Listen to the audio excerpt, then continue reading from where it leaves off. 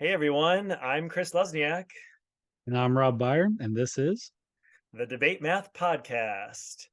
So, you just gave a test or a quiz, and maybe some of your students did not do well on that assessment. Maybe they need more time to master the material. what's the best way forward?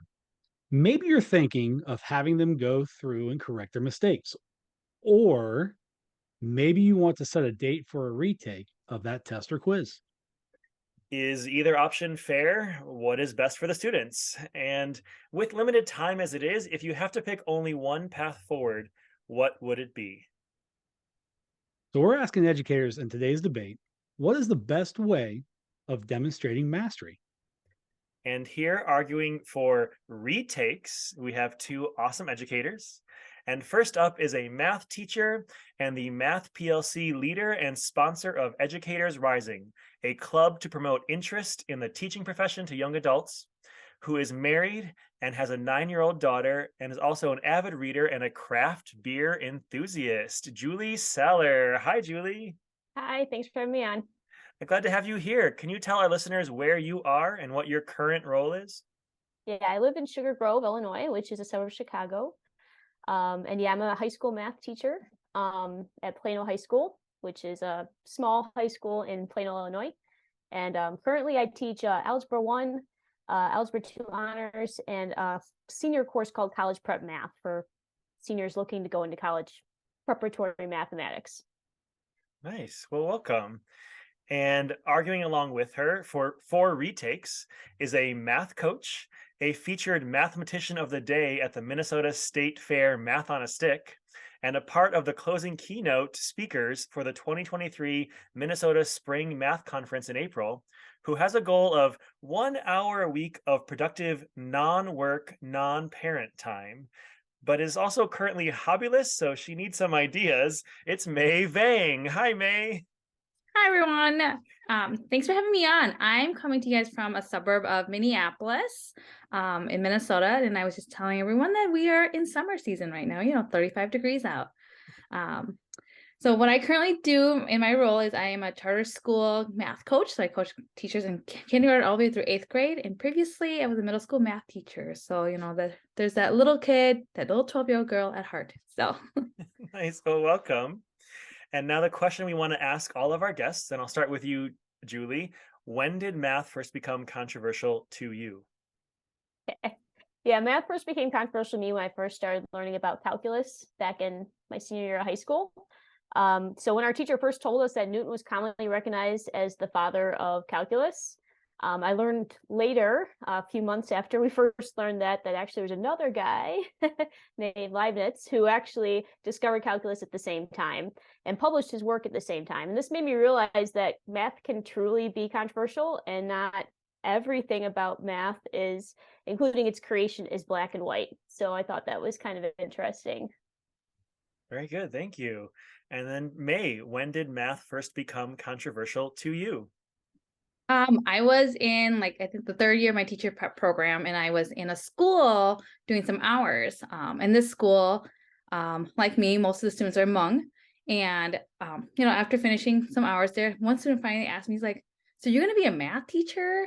And I'm like, "Yeah." He's like, "I've never seen a math teacher before."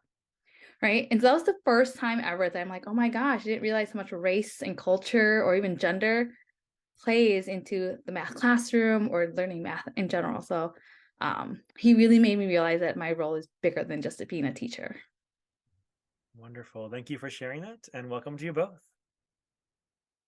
And we have a team of two awesome educators arguing for test corrections.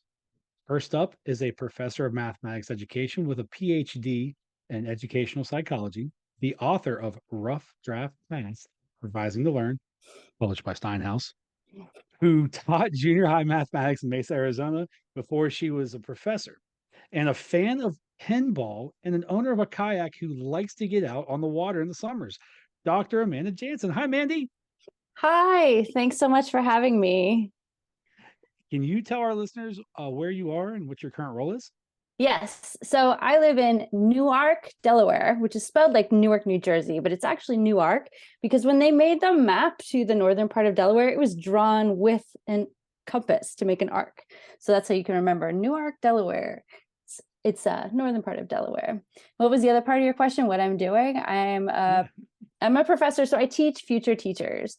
I teach future elementary and middle school teachers about both math pedagogy and developing a deeper understanding of the mathematics that we need to understand to teach. Fantastic. Welcome.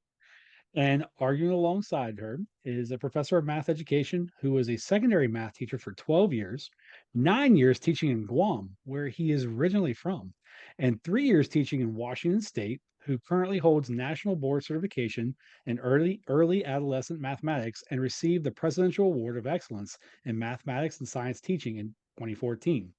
He loves to play tennis, read LGBTQ young adult novels, and recently he and his partner became proud Forgy dads. Dr. Richard Velasco. Hi, Richard. Hi, thanks for having me tonight. Could you let us know where you are and what your current role is? Yeah, sure. I currently live in Oklahoma City. I'm an assistant professor of math education at the University of Oklahoma. And just as you had mentioned earlier, I was a former middle school math teacher. I taught 9 years in Guam and 3 years in Washington State. And since then, I've just kind of been interested in helping develop future math teachers. So that's currently what I do in my current profession, but I also teach some graduate students as well. Welcome. And now the question that we ask all of our guests, and we're going to start with you, Mandy. When did math first become controversial to you? When I was really young and learning division, I remember thinking to myself that subtraction is the opposite of addition. So we just did multiplication. There's got to be something that undoes multiplication, division. And so my second grade teacher got angry with me because she said I wasn't supposed to know that because we weren't taught that yet. And then when I got into older grades, right around fourth grade, we're working on long division. And I wasn't able to make the conceptual connection to the algorithm. And I got really stuck with long division. And it was only when I started to connect it with place value that I understood it. So to me, division, my experiences with division really wrapped up in kids really need to make sense out of math. And as teachers, how we can support students with making sense and not shutting them down when they're figuring things out on their own, and then supporting them when the algorithms are something for them to understand. Wow. Well, thank you for sharing. And Richard, for you, when did math first become controversial to you? Yeah, I started to think about a time back when I was in elementary school as well, when I was kind of harmed by mathematics, I should say, because I've always loved mathematics. Growing up, I, always thought I was so good at it. And especially in the early elementary years, I was placed in negate classes, which is another controversial topic for another time. Um, but then when I was fifth grade, we had this opportunity to participate in a math Olympiad, and we had to take a test to be a part of it. Unfortunately, I did not make that that team, and it really hurt me, and it just made me feel like, oh my gosh, maybe I don't love math anymore, and because I didn't make it to this team. But eventually, I got to realize that it wasn't about me, and it wasn't about the way that I knew or did mathematics, but it was the way that the test was set up.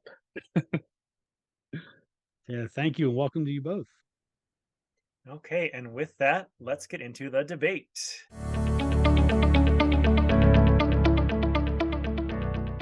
We begin with opening statements from each of our speakers. You each have 2 minutes to present your arguments. And we're starting with the side arguing for retakes with Julie Seller. Julie, you're up first, and your time begins now. You remember when you took your driving test? Did you pass the first time? If you didn't, were you just allowed to point out your mistakes and how to correct them? Or did you have to retake the test to get your license? Test retakes are the most effective way to prove mastery if a student does not show mastery on the first attempt. Even though I believe corrections should be a part of the process in adequately preparing for a retake, I don't believe they should be the only piece up for a student to show they have mastered material. I have 3 warrants for this. 1, corrections are a good way for students to learn what their mistakes were, as well as to identify where their areas of weakness are for a retake. The retake is then the real proof that they have mastered the material and truly learned from their mistakes. 2, we learn how to be better test takers with practice. Some students are poor test takers by nature, and they will only get better with practice. By allowing retakes, we are helping them practice test-taking skills while at the same time proving that they have learned and mastered the material that they didn't master the first time.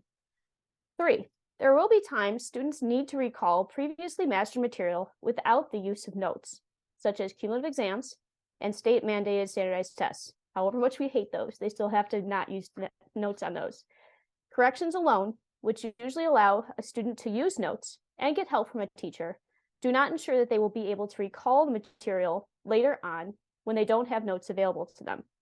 The act of recall is important for showing mastery of material in mathematics, and retakes help students improve their recallability in a testing situation. Thank you, Julie. And now we are going to hear the side arguing for corrections with Mandy. Mandy, you have 2 minutes and your time begins now. So my claim is that both students and teachers benefit when students are asked to correct their own tests rather than retaking a similar type of test. Math teachers should provide students with opportunities to correct their tests, but also during the process of corrections, students should have the opportunity to reflect on the errors they made, as well as reflect on why their new solutions are improvements rather than moving only toward the retaking of the tests. So I have 4 warrants that I'd like to share. One, the first one is that reflecting on your errors carefully supports math learning. In the process of reflecting on the error, students deepen their understanding of the nature of that error, and then that makes students less likely to make those mistakes in the future because they can anticipate that potential error. So then my second claim is more specifically when students are reflecting not just on any error, but their own error that they made on an exam or test, they experience a more personalized approach to math learning. Students are learning from the specific mistakes that they have made, and they develop metacognition about their thought process to anticipate their own errors. The third warrant is that when students reflect on their errors, teachers get access to students' thinking about their own work when they're reflecting on their error or mistake, because students can make errors for a number of reasons. One, they may not have understood the directions, and so then the teacher could then improve future exams. Or maybe the student made a calculation mistake, but still has a deep understanding. Or maybe students didn't understand the concept. So having access to those reflections is really useful for the teacher. And then my last warrant is that for teachers, the extra grading is easier for a teacher if students are doing test corrections rather than retakes, because you've already graded those problems previously. So that's my argument for why we should have test corrections instead of retakes. Thank you. And now we'll hear again from the team promoting retakes with Mei Vang. Mei, you have 2 minutes and your time begins now. So when I ask students to demonstrate mastery, I'm asking them to show flexibility with the concepts and to show and apply in complex situations and unfamiliar situations. But before students can reach a mastery level, they're going to make mistakes, right? But it's my job to support them in what to do with these mistakes. And so that's why I think retakes is a great way for me to support students. Not only do students get to re-show mastery or get a chance to show mastery, they also have to really understand my feedback deeply to know what to do and how to improve themselves as learners.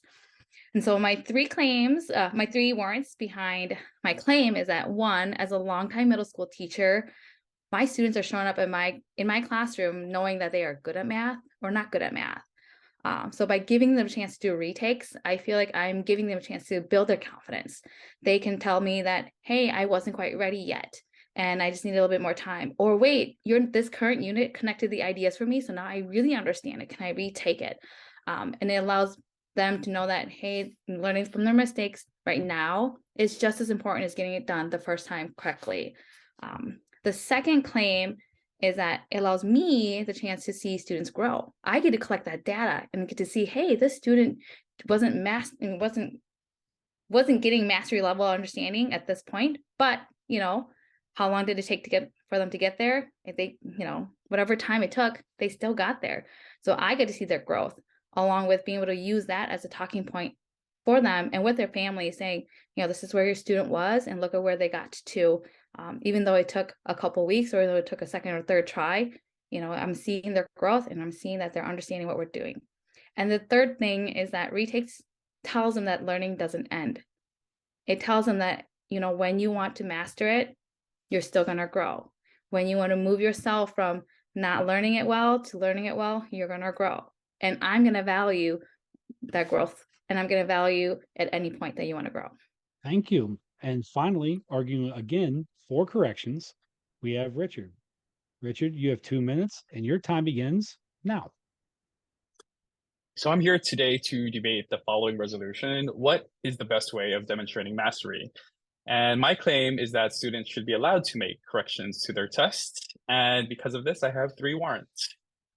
So one, as the saying goes, mistakes are our best teachers. By allowing students to correct their test errors, they have opportunities to identify where in the process they made the error and understand what was incorrect about it. Neurological scientists and psychologists have found that awareness of mistakes and consciously tending to them helps spark synapses in the brain to help it grow. So with this brain growth, students are less likely to make that same mistake in the future. 2, allowing for test corrections shifts the focus to mastery learning from procedural memorization. Many math tests force students to memorize algorithms, equations, etc. By allowing students to correct mistakes to a test, students are alleviated from the pressure to memorize for another test and would be more focused on pinpointing and addressing where in the process they have actually made their errors. And finally, 3, test corrections help to minimize test anxiety present in a lot of our students, particularly in references to grades. This notion is especially true for students who have been marginalized in oppressive systems in which they are currently placed. Many students already face academic pressures about grades from home, society, or even themselves.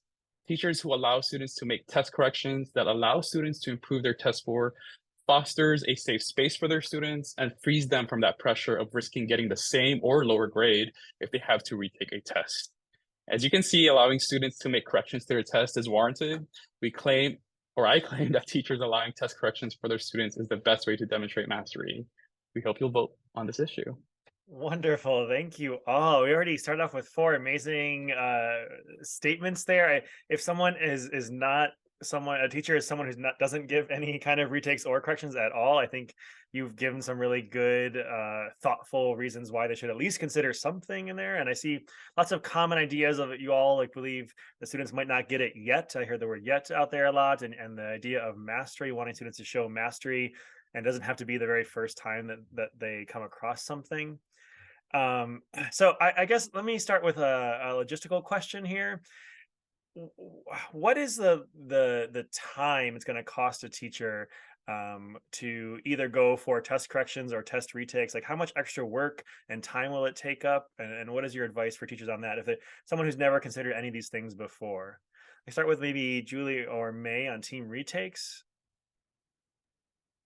So I can just say for me, all of our kids at our school have a common win period, it's called. It's basically a common study hall. So not every kid's obviously required to do corrections in a retake. It's just the kids that score below a certain threshold that I pretty much tell them they should be coming in to do a retake and do the corrections. So I do have it's actually our school policy that we have a certain threshold that kids must reach to not have to do a retake. So in our department, it's an 80%. If you got an 80% or above, we're not going to make you do a retake. So it's those kids that score lower than that 80% that we would require. So it's not like the whole class is coming in to do a retake. And then it would happen during their win period that they would come in, do the corrections, and then after they do the corrections, we talk through a couple of things. They take a similar test to the one that they just took. So this doesn't take up any class time of actual instructional time in the class. All of this needs to be done outside of the class time. We do have at my district that nice win period that kids can come in, but I'm sure other places don't have that option. So that would be something the teacher would have to consider when they take this sort of policy on. Okay, and May, anything you want to add? Yeah, as a middle school teacher, I feel like my students aren't always really good about, bringing themselves in to take their own retake. And so I built it into my class time. So like Fridays, on days where I have either like problem solving days or days where I'm not the one teaching, they're doing their own small group work. That's when I do pull kids and say, hey, this is what you should be doing. This is what you should be working on. Are you ready for it? If you're not ready for it, let's work on it together. And so I think it really depends on the age of your students, but also the structure of your school time, and also philosophy around what testing is, and how you test. As a school, we were standard-based grading. And so grading was a lot smaller because we were grading it holistically versus looking at it point by points. And then same to Mandy and Richard, is like, how much time do you envision teachers spending like helping students with with corrections, or looking through all the reflections and corrections, and what does that look like for a teacher? So I used to teach middle school math, and now I teach adults. And one of the things I'm thinking about when we think about time for teachers is when I would think about retakes, I would have to write a whole nother test that was similar. And it's hard to write good test questions the first time. And then making sure that new versions of the tests would be similar to the older ones in terms of both the goals and the level of difficulty.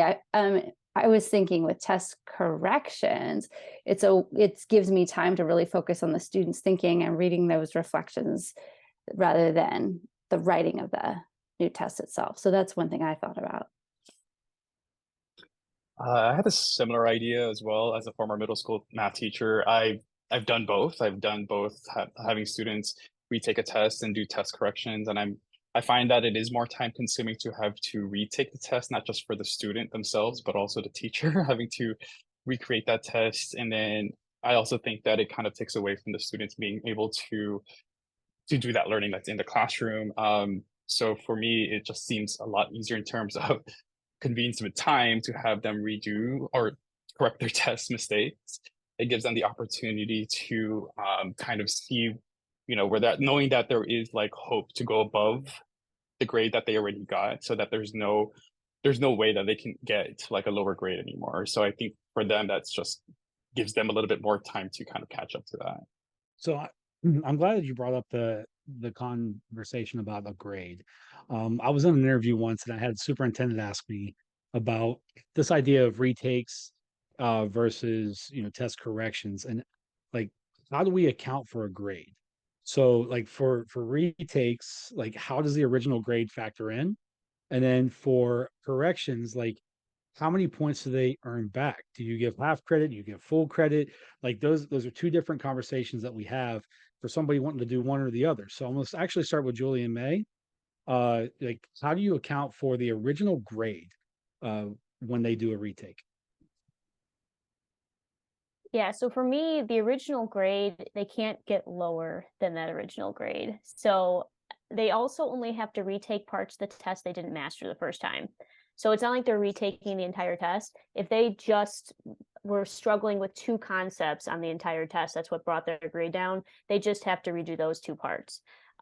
So the way that this works out, because I said there was like that threshold of 80%, the highest grade a kid can earn back on a retake is 80%. So they can't score higher than kids that reached mastery the first time around.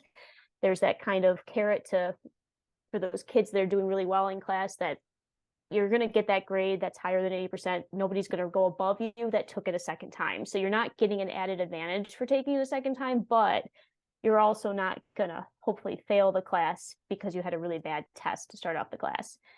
So that's my piece, is they can't score lower. So there isn't that risk of, if I take it again, I got a 75%, I could actually get a 60. That kind of would throw some kids off. And at the other part of it, the highest they can ever get is that threshold. So they can't get 100% on their second try after seeing it one time. I don't give that sort of grade out. May?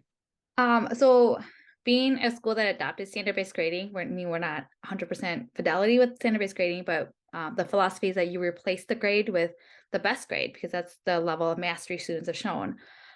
So you can't get lower, and you are only taking certain parts of the test, just like what Julie said. In addition, though, we do allow students to go from a mastery to extending beyond mastery. So we do allow the 100% if you want to talk percentages, because some students are like, well, I knew it now, but then I was able to make some connections, and so I want to go back and show it that I was able to connect it on a higher, deeper level. And then I think about, again, middle school, like their grades unfortunately don't really count towards like high school graduation or college entrance, but we still want to show them that we want to honor what they know. So by allowing them to reach beyond mastery is okay with us. And Mandy and Richard, for you, like, how do the points factor in? Do you give half points back, full credit? Like, how does that work out? I think this is great that we're discussing different models, because I don't think there's, obviously, none of us think there's one right way to do this. So I'll talk about how the corrections are currently working in a math class I teach. I teach a class that's all about math content knowledge for teachers around fractions and proportional reasoning for future elementary teachers. And we do quiz corrections and then exams that they don't get to do any corrections on. And so we take these quizzes that are worth fewer points than the exam, and they can earn up to all the points back because it's not as much of their grade. But then that reflection around those errors in the quizzes helps them anticipate future possible errors that they might do on the exams that are worth more points. And so it has this benefit of the corrections aren't going to dramatically affect their final grade that much, but does support, we think, their greater success on that exam later. So it's, in a way, you could think of the exam as a retake of some of the ideas on some of the quizzes. So we have to think about how we can help students, reduce their anxiety for the larger exams that are worth more points and anticipate their future errors for those exams. So that's one model. And I've heard other people talk about models like, if you're doing test corrections instead of retakes, you could only do maybe 1 or 2 test corrections per marking period. So not have them do every single test as a test correction. So I would say those are 2 options to consider. Richard? Yeah, and just again echoing what Mandy was saying, for me, when I would do test corrections or allow test corrections for my students, I would allow them to have the max amount of points that they can eventually achieve. In fact, there were some tests when I actually encouraged using a pen to take the test, so that they would just kind of leave their errors on the test, and then when they do the test corrections, then they'll have it side by side, so I can see where that process is at. So I encourage students, if you are going to use a pencil, do not erase it then, because I want to see where you found your mistakes and how you were able to correct that. So for me, it's arbitrary, especially having taught at the middle school, right? As May had mentioned, it doesn't go towards like graduation or anything like that. But for me, it's about uplifting their efficacy in mathematics, and for them to actually know that they can kind of do it and still kind of achieve it. So yeah, in terms of points, it's just, even with these test corrections, they're still able to achieve maximum points. And Richard and Mandy, I'm going to have a follow up, and then I'll go back to the other side too. So a large conversation I have, and training teachers over the last 5 years, and then in my new position, it's always a debate about half point versus full credit. Like, and Julie kind of touched on this about not getting it the first time. And do we give, only up to 80%? Do we give full credit? And then what truly are we, are we assessing? Like, are we like, does the grade matter? So the question, I guess, is like, which way should we go? Should it be like partial credit, or do we give the full credit? I mean, oftentimes I hear teachers say, well, if we're true growth mindset, then we give full credit because now we're growing in that. But then others are saying, well, then how is it fair? Like how Julie said, like, how is it fair to, kids who did it right the first time and then, getting points back? So like Mandy and Richard, like what would be the right answer here? Is there a right answer? Do we give half credit? Do we give full credit? Especially with the test corrections? And then I'll come over to the other side after. I would like someone's grade to reflect what they know, not so much when they learned it. And so if someone can, in a week, show that they know the concept, that I think they should get the same grade as someone that knew it a week before, because the grade, I would like it to align with the understanding that they're leaving my class with and not have it be time bound. And kind of just answering your question, Rob, I don't think there is a simple answer to it specifically, whether it be 0.5 or full credit. To me, honestly, it's very arbitrary. It's not as important as the qualitative feedback that we can give our students and the qualitative feedback we receive from our students. And what I mean by that is allowing the student to process their correction into telling us what they actually knew or know about this. And echoing again with what Mandy was saying, and I think somebody else had mentioned this power an idea of yet. Even though they may not know about the concept today, they might know it tomorrow, they might know it next week, and that is absolutely fine.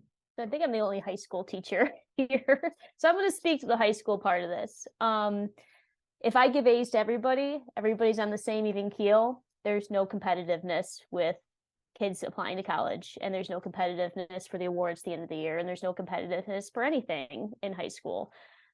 So I do firmly believe that kids should be allowed to reach up to a certain point, and I would love to move to standards-based grading. Like, my school still doesn't do it, so that's not even an option on the table for me right now, because if I had standards-based grading, my total viewpoint would change. But I'm still in the 90, 80, 70, 60, 50 grading scale, and so as of now, there is still, I need to have, you know, the full threshold. If I was giving out A's to every kid in class, I think I would be probably talked to by my principal about making the class too easy and not competitive enough and not rigorous enough for my kids. So I'm allowing retakes up to a point because I don't want kids to fail, and I want kids to show that they have mastered it. But at the same time, they eventually have to learn how to study for tests and how to get ready for them. And the only way to do that is by saying you can only reach a certain point, and now next time we need to learn how to study better. I'm going to help you get there, but this is your way out of the hole, and I'm helping you get there. But teaching at the high school level, there is a bit of a competitiveness that I have to consider in the classroom, as well as what counselors and administrators are looking for too. May? So being the middle school teacher here, I feel like there's being time bound is really hard for students, especially because I can only control what's in my classroom, right? I can't control that they had a bad night. I can't control what happens after they leave.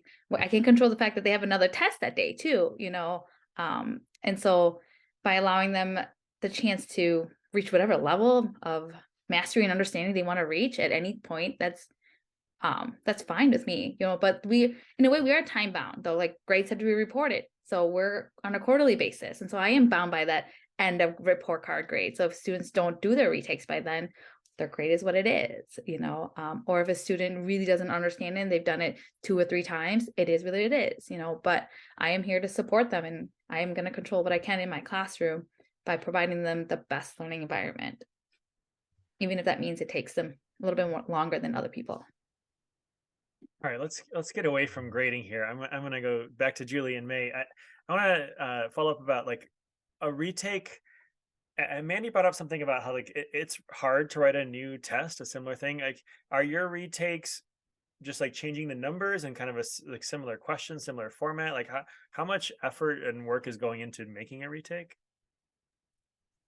I think it depends on the class. Algebra 1, a lot of times it is just about changing numbers, to be honest, because I want to keep the difficulty level the same, the concept the same for the ones they got wrong. So if, for instance, if it's exponent rules, I want to make sure that they're doing a product rule question and they're doing a question that involves a negative having to be moved so that becomes positive. So I do want the same types of questions, the same difficulty level. But my college prep math class is very real world based. So those do take a little bit more time to rewrite the same sorts of questions. So it definitely becomes easier the longer you teach a course, because you've created multiple versions of the same test over the years that you can then go back and use one of your older ones as a retake. But as a first year teacher, I could see this being a challenge, coming up with multiple versions of the same test that are close to the same level of difficulty and yet still covering the same content that the first one did. I'm really lucky to work on PLC teams where we write tests together also. So it's not just me coming up with all the numbers or all the situations. But for us being a standard-based grading school, we're also writing our tests shorter. You know, I don't need to know I don't need that a student can do every kind of like integer operation problem. You know, if I'm showing minus a negative problem here, I can do it again later, or I can do a different type later in a word problem or in a more difficult problem. And so they are much shorter. Like, you're looking at like 12 questions, you know. And so yeah, just a lot of luckiness with where I work, and we all work as a team. Nice. Yeah. I mean, like you both said, it's very situational based on your school and your district and all the policies. Yeah, for sure. And then we go to the other team. So on corrections, what does it look like? Are you just having them correct? Are they having to explain something? Is there some kind of reflection? Like what other components might be involved in the correction? Yeah, thanks for asking that, because for me, when I think about test corrections, I really think about students revising and reflecting on that revising of their thinking. And so it's not just fix your mistake. So what I like to structure is having them first think about, when you're turning in your test corrections, the first thing you're thinking about is identify why you did not get full credit on this response. And so they write the reflection about that, and then write a new full and complete solution, not just fix the one thing. And so then they have to write up their full new solution. And so maybe it's like the question required explaining or a diagram or something. Write up your new full and complete solution. And then you write your reflection on how this new solution is an improvement over your previous solutions. So in the middle part, yeah, they're writing their new solution, but they're reflecting on first why they didn't get full credit, and then writing about why their new solution is improvement. And so for me, along with test corrections, it's really about that reflection experience, that metacognitive experience about identifying what's making sense, what's not making sense. In a sense, that's more important to me than the actual correction. It's that reflection on their thinking that makes a big difference, I think, moving forward. And I wanted to just allude back to something I had said earlier about this qualitative feedback for the students and then from the students, and emphasis from. So when we do test corrections, or when I used to do test corrections with my middle school students, and even some high school students when I taught high school in the States, we would kind of sort of engage with this back and forth dialogue. Well, it wouldn't go back and forth for like a really long time, but they would pinpoint where their mistake was, where it's at on the test. They would make their correction, but also kind of give some sort of response to, why do you think you did this wrong the first time? So it's very similar to what Mandy was saying about this reflection. And did you learn from this? And did you have the opportunity to pinpoint where that mistake was? Or was it just a simple error? Maybe you were just tired during the test. Then it gives me an idea of where they were maybe coming from and why that error was made. Not that it was just like intentional test, or was there like a lot of pressure when you were taking the test? Why do you think you were able to understand it now? So not all of those questions all at once at the same time. Sometimes I would vary it from test to test, but again, I think allowing the students to kind of give their input as if they were talking to me when they hand back the test, I think was very important in terms of motivating them also to reach that mastery. Great. And I have one more question from each side. I kind of want to follow up because Richard, you said in your opening something about creating a safe space for students, or they don't feel the stress of the test is like the be all and end all at that moment of their grade. And I love that. But I'll start with Mandy and Richard, with you guys. Just thinking about the amount of work, like we talk about, not giving students homework because they have a busy home life and they have too much work already as it is. Like, are we creating more work for students? And kind of a related question also, is it too easy for students to have help or cheat on if they're taking this thing and doing it at home that is an assessment? And also along those lines, I think some people would say, well, the students might not really work as hard to prepare for the first version of the quiz or the test if they know that they can correct it. And so in that sense, I've actually found they don't really want to have to spend that extra time correcting. They want to get it right the first time. So that fear wasn't really true, but I'm not answering the question you asked, Chris. I sort of made up my own question. So can you repeat part of what you said so I can respond to your actual question? Yeah, but both wondering, like, is it fair for them to do this work like on their own at home, or are they cheating? And also, is it fair to give them like extra homework basically, or can we expect them to find time to do all this?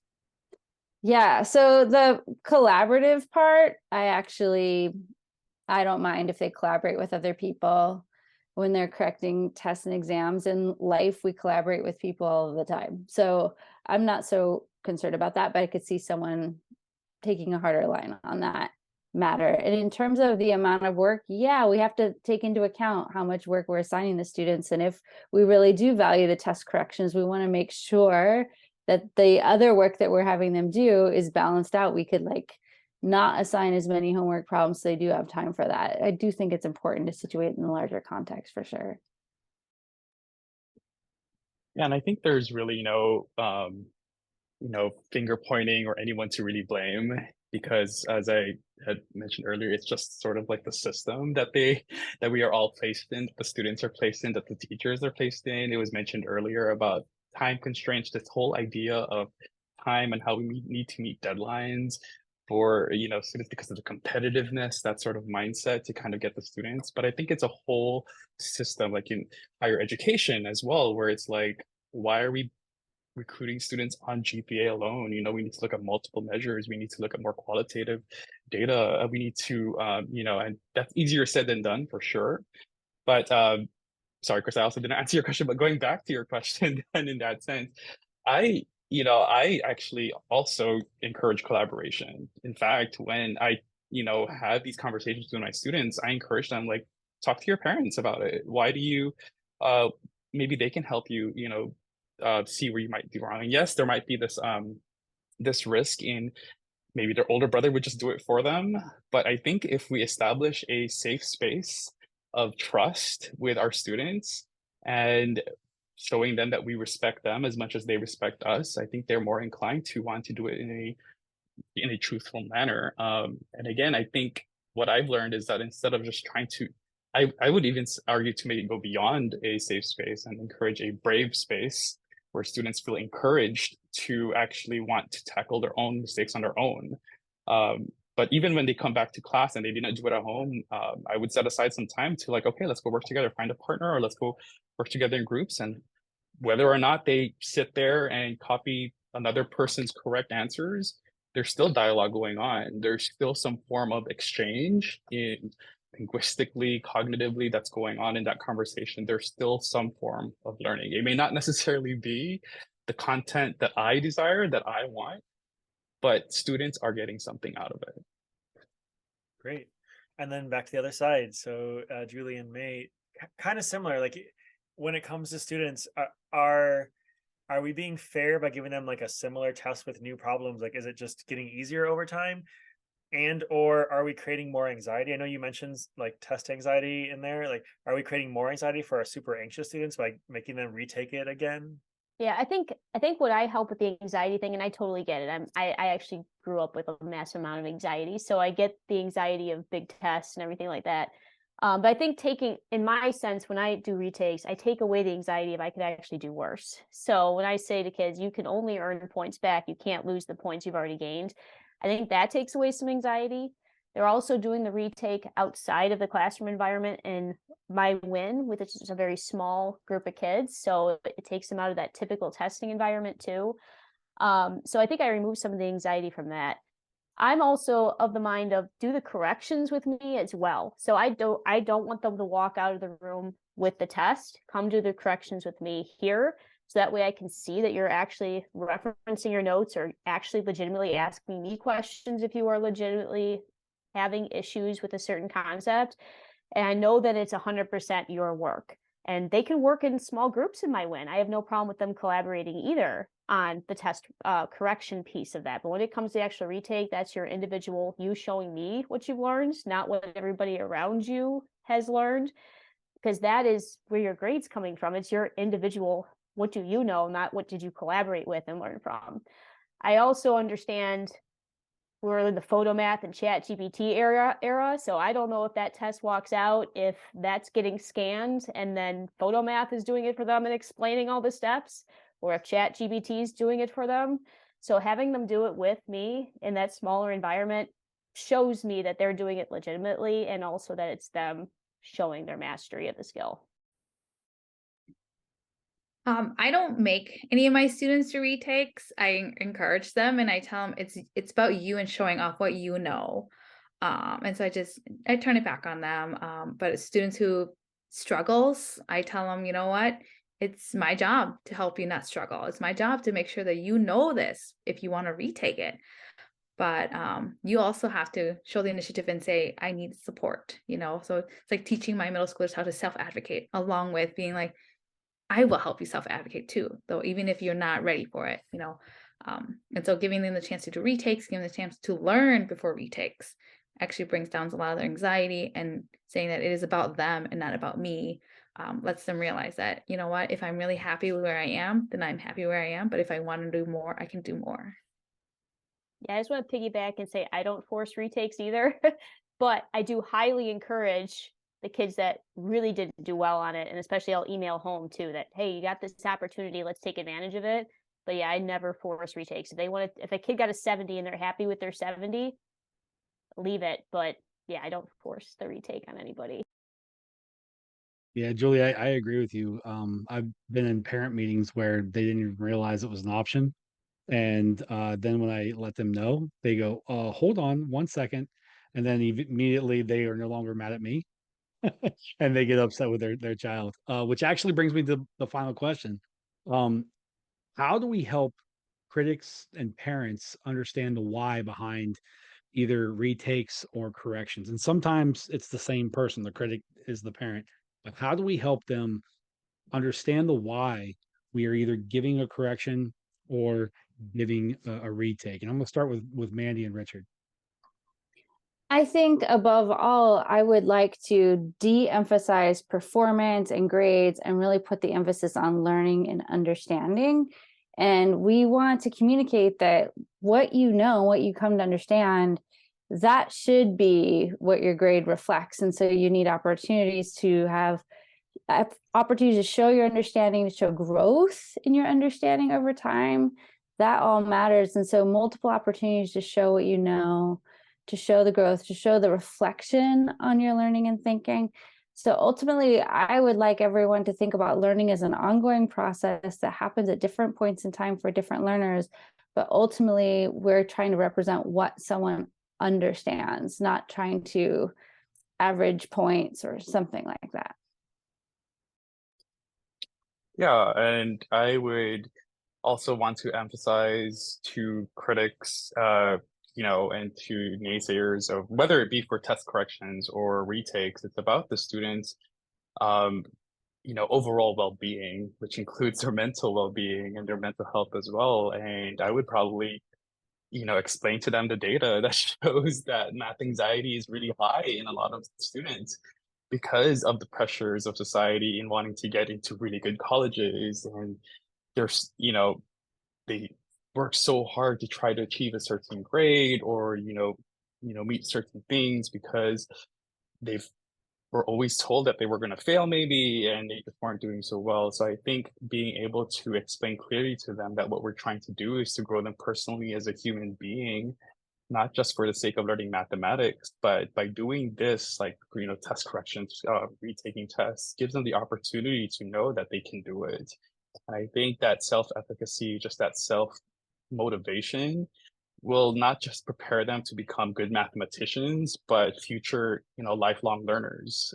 Again, that's kind of jumping off of what Mandy was saying. So I think that's important. I think to know that they can be a math person and that they are a math person, that it's really in just this sense of hope and giving as a teacher, I think is more important.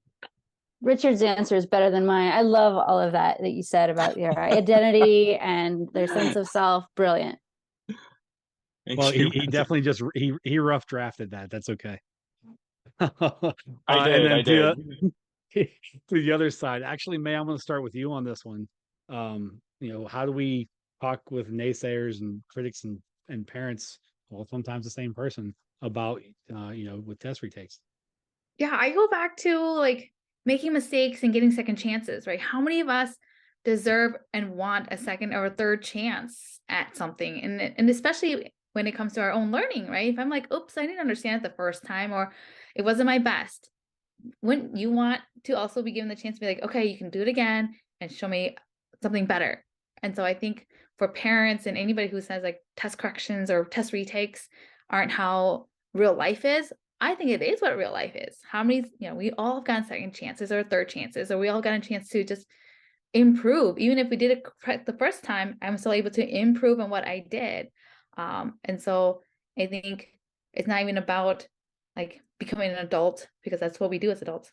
take second chances, take third chances. And now it's our job to teach students to take those chances, right? Because it goes back to, I think, Rob, you were saying how like the parents didn't know. Yeah, parents would get mad at me and be like, well, I didn't know they could retake it. Be like, they can, and your child is not taking that opportunity.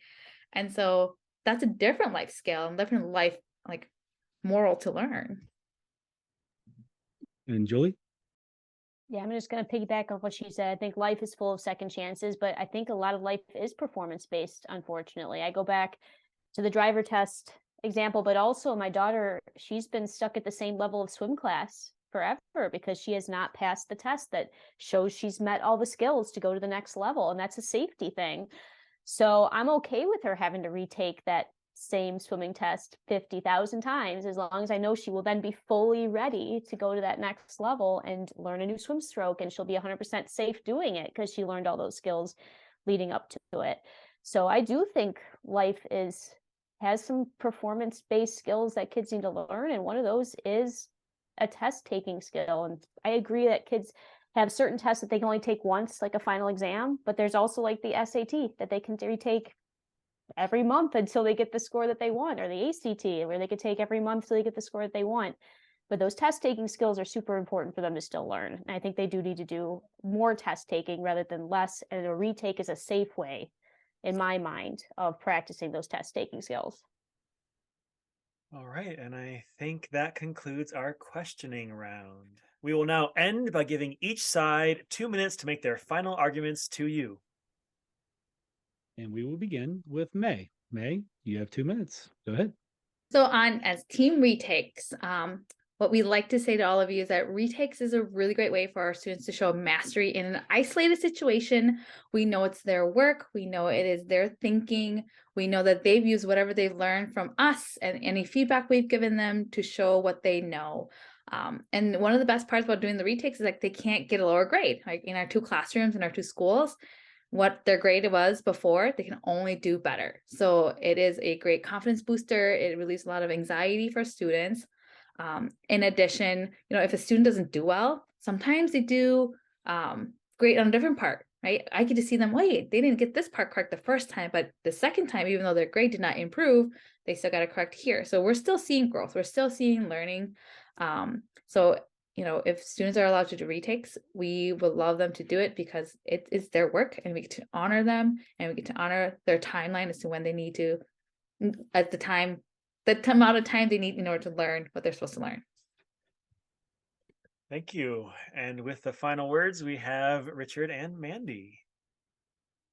So we are on team test corrections, and we argue for corrections leading to mastery because it gives the opportunity for students to enhance their self-efficacy in mathematics. It gives them the motivation to want to pinpoint and find their mistakes, to work on the processes rather than the final answer. So to us, it's more important that the students go on this journey rather than reaching that destination. We feel that giving them the opportunity to correct their tests helps shape their mathematical identities as well, so that they feel that they are math people and that they can indeed do mathematics. And lastly, we feel that giving them test corrections offers them a sense of hope and being able to kind of get out of this rut of, oh, maybe I can't do it, but there is a way for me to get better. I might not understand it right now, but I will understand it eventually later. Mandy? And I think also adding in this layer of we learn from reflecting on our experiences. And so that sense of really giving students a chance to articulate what they understood before and what they're understanding now after that experience of correcting, I think enhances their overall sense of what makes sense to them in math. Excellent. Thank you all. That concludes this wonderful debate. You've given us lots of insights, lots of food for thought. I hope this gives some teachers out there some ideas to think about and maybe some arguments if they want to pursue one or both of these options. And now it is up to our listeners to take a moment, ponder the arguments, share with friends, and consider what resonated with you.